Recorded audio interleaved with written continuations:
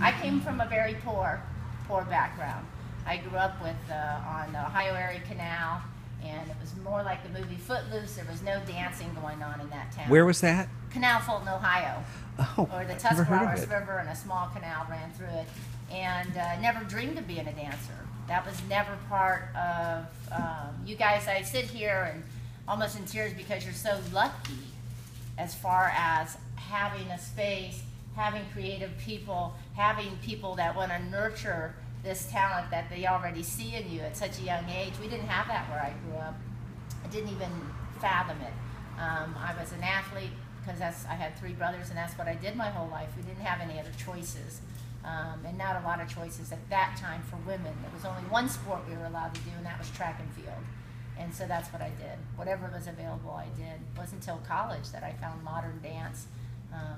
You started with modern, and then how did you get to ballroom? Yeah, I know. It's quite, still, even when I did study modern dance, the only reason why I took a modern dance class to begin with is because I had to have electives. I have a degree in physical education. Right. I totally was planning on being a track coach and one of the best physical education teachers in this country. And started the modern dance, loved it. Ballet, of course, jazz. Wish I would have taken tap back in the day. Oh, I so love watching tap. But anyways, you can't look back. You can only, go towards the future. And I ended up married at the very early age of 19 and was kind of forced into moving to Washington, D.C., where I still continued to take modern dance and walked into a dance studio for a summer job. Had no idea. Still didn't really like it. There wasn't any inspirational dancers in that first studio I went to, but the manager saw something in me and said, I think you need to see the United States Ballroom Championships, and I want you to come to New York with us. So I went to New York, and I went into the beautiful Waldorf Astoria, and just like in a movie, I opened up the 2 big, massive doors to this massive ballroom with 3-tiered balconies and crystal chandeliers, and I was basically the 4th boy in my family. I never had nails and makeup and all this business. And for whatever reason, I took 10 steps inside this building, and it was like a movie. I was hit on a cellular level. I knew at that moment in my life, and I said it out loud to the 2 people standing next to me. I said, I'm going to be the United States champion. I'm going to be a professional ballroom dancer. And I had just finished my degree with my parents mortgaged their home to put me through college. My father didn't talk to me for 2 years.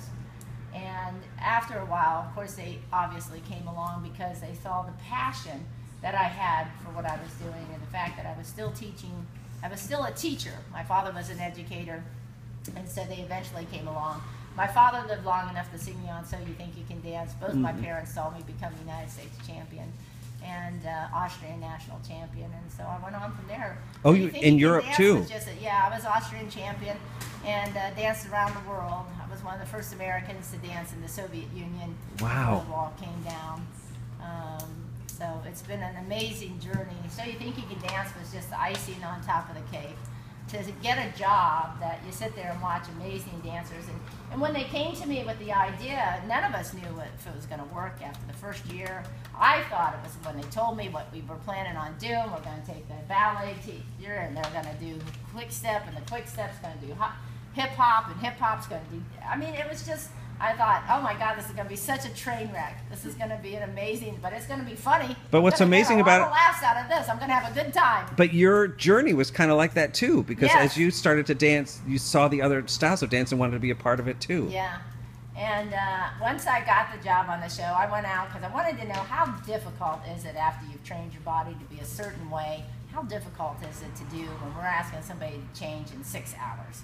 That's all they get with a choreographer. You can practice more than that, but you don't get any more information than the 6 hours. That's it. And I went out and took almost every kind of style to feel like I was absolute idiot in everything else. That my body did not, after so many years of ballroom, it did not want to do hip hop. It did not want to do African. I took belly dancing. I took everything. I was like, wow. So when I saw the kids actually be able to accomplish a performance and actually not only just grasp choreography in 6 hours. I don't know about you, but ballroom dancers, we're so meticulous, and most dancers are about everything that we could practice the same routine for 5 years over and over and over and over again, and we're still not going to be happy with it. These guys having to perform in 6 hours and act like they know it and actually dig deep and give an emotional performance. I just couldn't believe it. People always ask me, oh, I don't understand how you can get so excited about something like that. I'm thinking, how can you not? If you even if you don't understand dancing and how difficult it is, how can you not it's so visceral. Rejoice over somebody's journey in 6 hours? You have to know that they're under extreme amount of pressure. These kids not only have to practice that, but they have all these fittings in that week. They have all this press. They take them here, they take them there. They don't get to sit and dance for hours upon hours. It's mind-boggling. So you know that there's extraordinary people out there that don't have necessarily the opportunity, like the Russells who won, and people like that who actually were from, you know, Roxbury, where they never had the money to take a single group class. There are stars out there. There are gems that just need to be found, and you know, you're doing that here. That's what you're doing. You know, I think it's magnificent. That's our big mission here. Really, I've been with this studio and with Spencer for so long because he comes from a really poor background and everything, and he gives opportunities so much to these kids. A lot of these kids are on scholarship and they're here with no pay at all, and we just want them to have that opportunity like he had when he was a kid, because dance saved his life. Yeah. And he wants to give back to the community, which is why we're in this little hidden area on this street. It really. I just couldn't believe it when I came out the door. I hear singing. I think I hear singing. I gotta see what it is. Where would singing be? Right here on El Cajon Boulevard. Oh, yeah. But that is the beauty all around this country. You just never know where. You know, I've been in all kinds of places. Wherever I walk, wherever I hear or see singing, dancing, you know, I feel compelled to walk in and look because I love it so much. You know, I wish I could sing.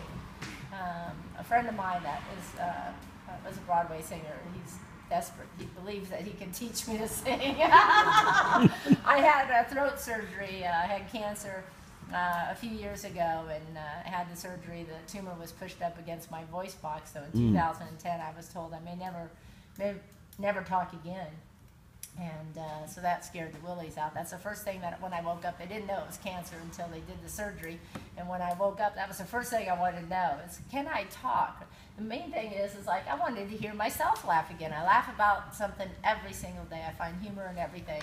And that was the first thing I said, will you know when I wake up? Will I be able to talk again? And he said, yes. So that's the first thing I listened to. And he said, yes, Mary, you're going to be able to talk again. I said, yes. Then I went, I have cancer. He said, I'm sorry, you have cancer. He said, but you'll be able to, that you can fight. You can't fight not having a voice. Not having again. a voice. And that's a big part of my life. I'm a chatty Cathy, and I can't shut up. It's got me in trouble more times than you can possibly imagine when I was in high school and junior high. But I went on to make a living off of it. So who's laughing now? Any other questions, guys? Go ahead. Is Nigel really mean? Is Nigel really mean? You know, let me just put it this way. He's a complex man. You know, it's very difficult to do what he does because if he was just a judge, he would be a different person.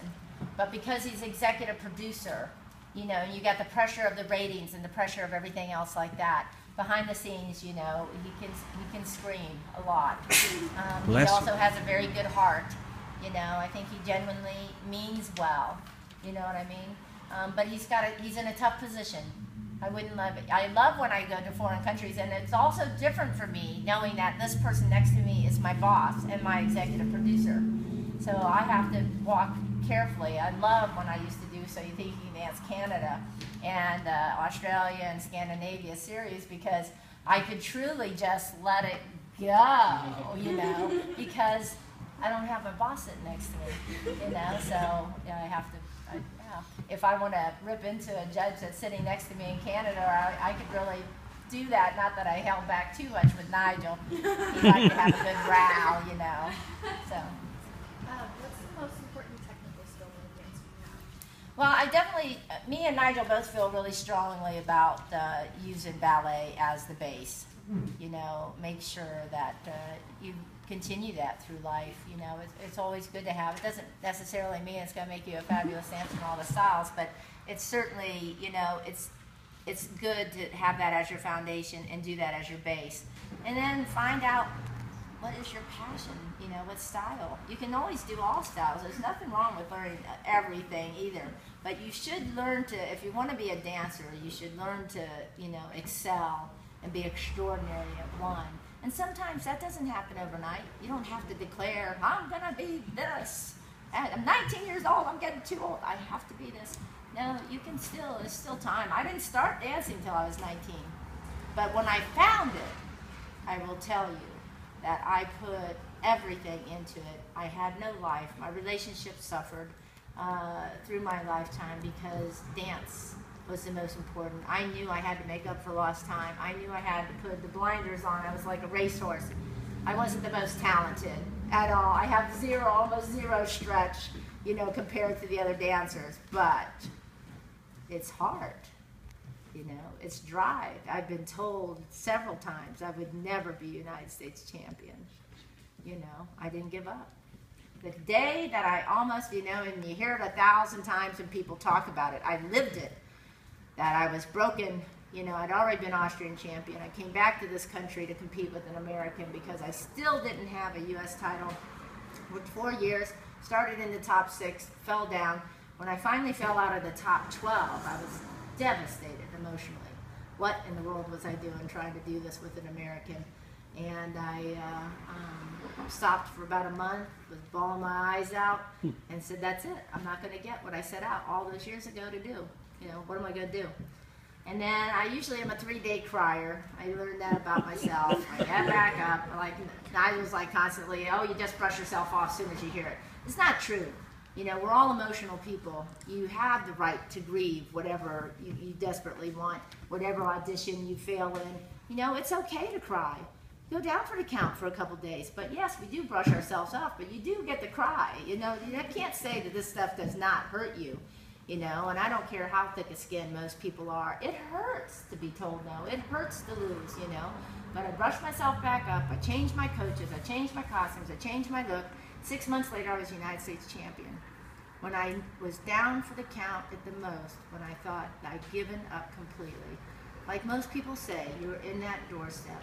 When you feel like you don't want to do something, and God knows how many times have I gone to LA not wanting to do something, but when I kick and fight the most, that I don't want to go through the hassle, there is always the diamond in that part of the journey for me. That's what has happened to me.